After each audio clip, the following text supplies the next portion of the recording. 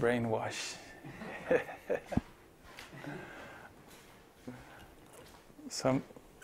One time someone asked Prabhupada very doubtfully, at the beginning there's so many doubts.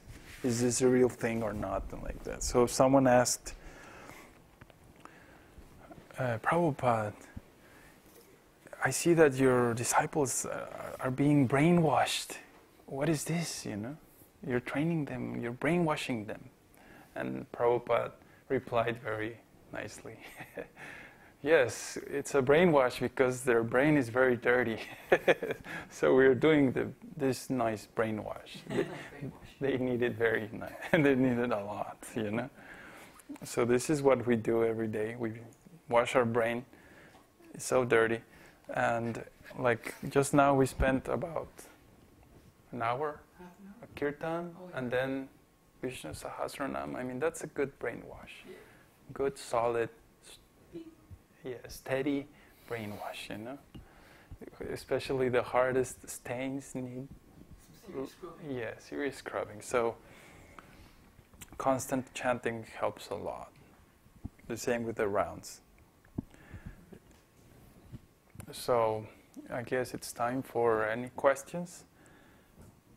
If there are any questions. How many people? There's 9 people. 9 people. And there's no questions? Stephen was telling me that after Śrī Viṣṇusahasranāma, everyone's kind of dazed and takes a few minutes just to get back into asking questions. Yeah, it takes a while.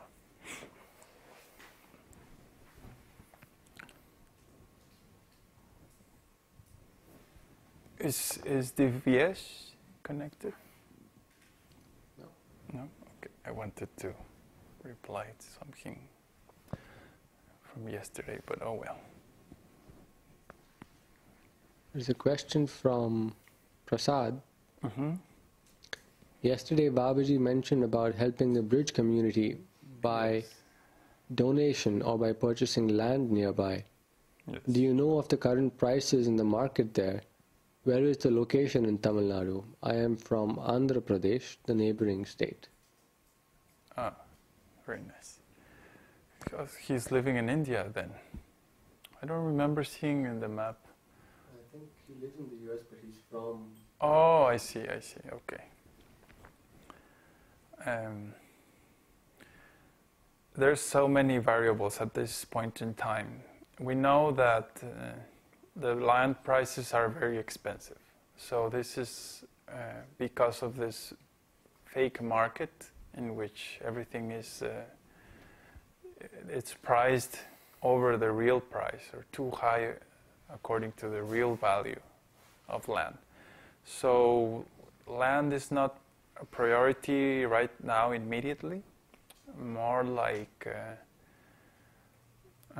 for example, if you can go to the Janmashtami. I don't know, is he going to the Janmashtami? Oh, okay. I guess that would be one option. We're going to discuss all the options there. And also we're going to broadcast, hours of broadcast. So you can get some more details there. The basic principle is, what's your current situation and how can you adjust everything so that you can be a part of the community? That's like, you should be thinking in such a way. And also you should be thinking on how to help your family members and how to get out of big cities and like that, because Bābājī has mentioned several times for years now that it's gonna get really bad. So in that framework, then you think, okay, so I want to accomplish this and they want to accomplish that, and my guru wants this from me. So how can I engage what I have and make it so that we match? The specifics about land and a particular city and like that are not clear yet, because we are basically going to, Navayovana and Bābājī are going to travel to each of these villages in the region. looking for the spot, you would say, and meet the local brahmanas and the local people responsible of each village, presenting our ideas, telling them about what we want to do, and then we would basically do this on a very short period of time, and then decide, okay, this is the place. And meanwhile, there's so many things to do, so much research and so much. There's like a vast amount of things you could help with. So I guess it requires to learn how to serve.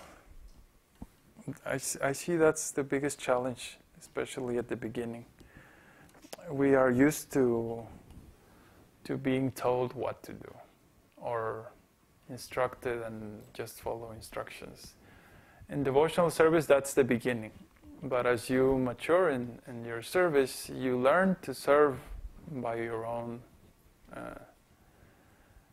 intelligence and energy and like that. So try to think, what's your current position? How can I offer what I have or my energy to Bābājī? And then approach Bābājī in such a mood. What do you think about if I do this and that? And then Bābājī gives you an instruction and like that. This way you develop a nice relationship with the Guru.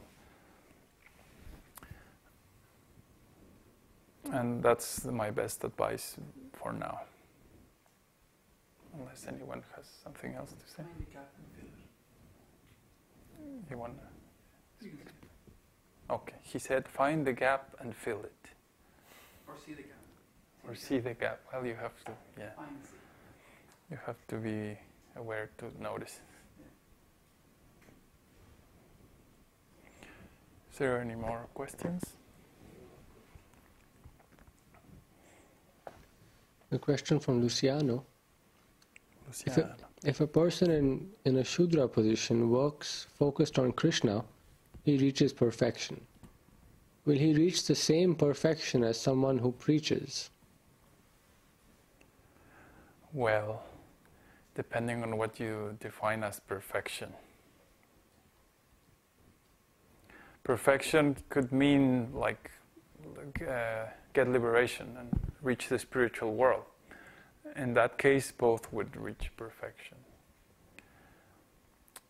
And then, if you want to be more specific, then you would have to compare the final destination in the spiritual world. And that's completely different or personal to each soul.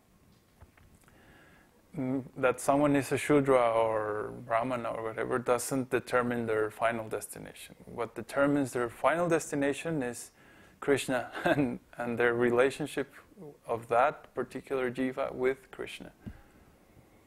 Like there's several verses in the scriptures that mention that a spiritual master can be a Shudra, a Brahmana. It's not a requirement that the spiritual master is a Brahmana, especially in Kali Yuga.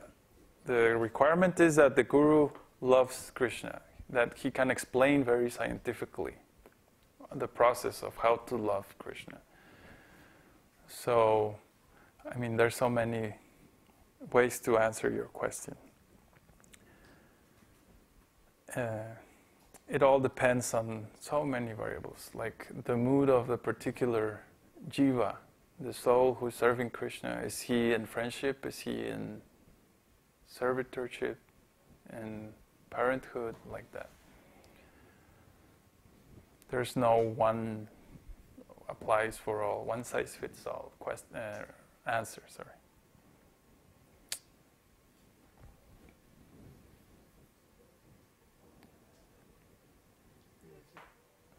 Okay, so let's chant Nrsimha prayers.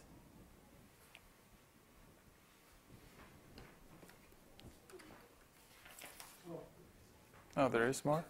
Oh. Okay.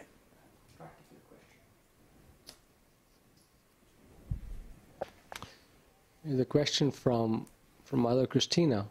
Okay. When we first meet Bābājī in New Jersey, what do we do exactly to greet him for the first time? Well, depends where, basically. Like if it's Bābājī, I met him first in a bus station, picking him up. And it was like, I asked him the same thing. And like in the bus station, if you do obeisances there, everyone would freak out. And 10 policemen would jump on you.